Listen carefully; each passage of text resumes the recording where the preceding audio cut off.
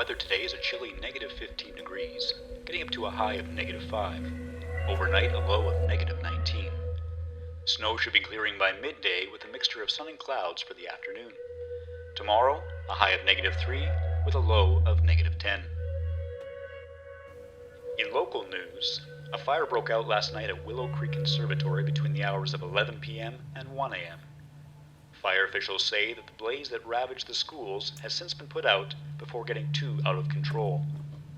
More than 30 firefighters were called to the scene to battle the flames. In an interview with Fire Chief Albert Perryman, Channel 6's own Monique Thompson asked if the fire may have been the work of arson, to which Perryman replied, "All possible causes are being considered. Because the fire consumed more than 50 years' worth of school records, the state fire marshal has been called in to investigate." More on this later.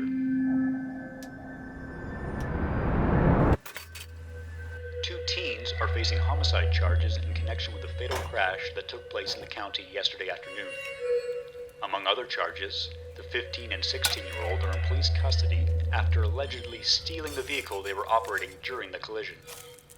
Donna Moore, a 15-year-old involved in the crash, was killed when the stolen vehicle collided with an SUV on Highway 65 after reaching speeds of 130 kilometers an hour.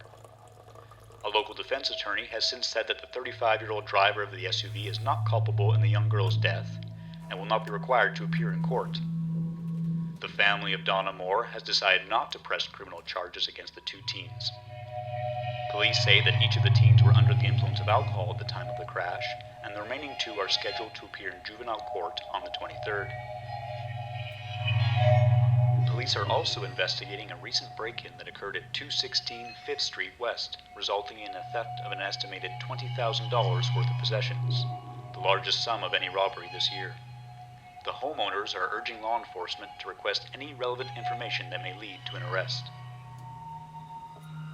In other news, police are still investigating a string of murders taking place in various cities across the country, all of which appear to be linked back to the new dating application, You Had Me at Hello.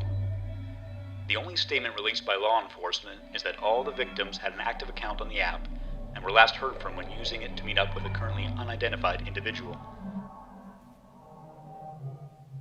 Coming up, an exclusive interview with Detective George Walker regarding the victims of these homicides. Until then, here's 30 minutes of uninterrupted music to keep you company on those icy roads this morning. This is Keep On Walking by Incorruptible.